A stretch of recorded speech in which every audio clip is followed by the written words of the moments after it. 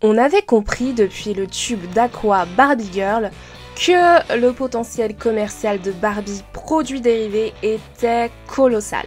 Barbie a beau ne plus être le jouet phare de l'enfance depuis des années, le concept de Barbie continue visiblement de parler à une très grande partie de la population mondiale. Qu'attendait-on de cette adaptation produite en partenariat avec Mattel, rappelons-le, la maison mère de Barbie?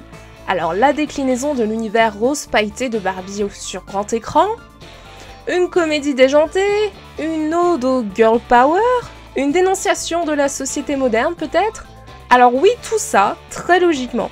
Mattel étant de la partie, on ne pouvait s'attendre qu'à un film à la gloire de la poupée en plastique qui a pourtant maintes fois été décrié au cours de son histoire et qui, en raison d'une chute vertigineuse de ses ventes, a su remonter la barre il y a quelques années en embrassant goulûment les évolutions de la société avec comme nouveau maître mot diversité et inclusion. Non, Barbie n'incarnera plus la femme parfaite, elle deviendra toutes les femmes, même les moins marketingables. Enfin bon, faut quand même pas déconner. Dans le cœur de tous, la Barbie stéréotypée, comme ils l'appellent dans le film, la seule, la vraie, eh bien, c'est la version plastifiée de Margot Robbie qui crève à nouveau l'écran par sa beauté et son talent. Son équivalent masculin Ken est tout aussi justement incarné par Ryan Gosling qui est à Ken, ce que Margot Robbie est à Barbie. Alors le casting est donc parfait, comme tout est visuellement parfait dans le monde merveilleux de Barbieland.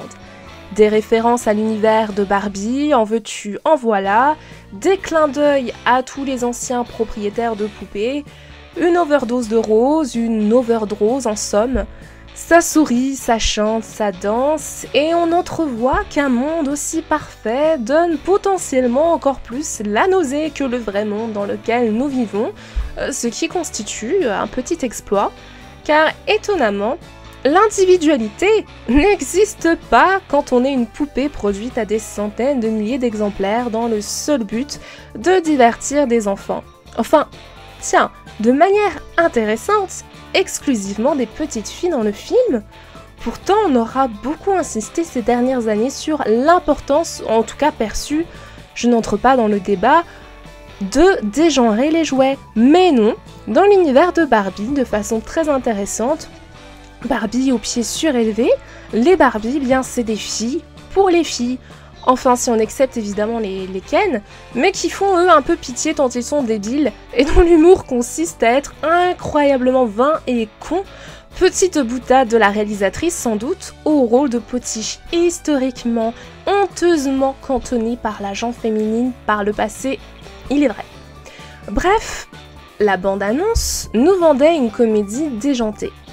On a sans souci le côté déjanté, voire kitsch, inhérent de toute façon à l'univers Barbie et heureusement pleinement assumé, voire martelé par la réalisatrice. Le côté comédie, bien que très subjectif, on l'a clairement, moi. À part quelques bonnes trouvailles, c'est globalement plus plat que l'encéphalogramme d'un mort.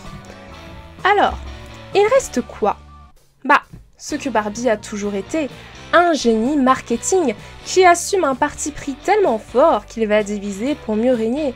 D'un côté, les féministes, woke, bon public, nostalgiques, jeunes, branchés, un peu moins branchés, qui vont voir en Barbie leur film de ralliement.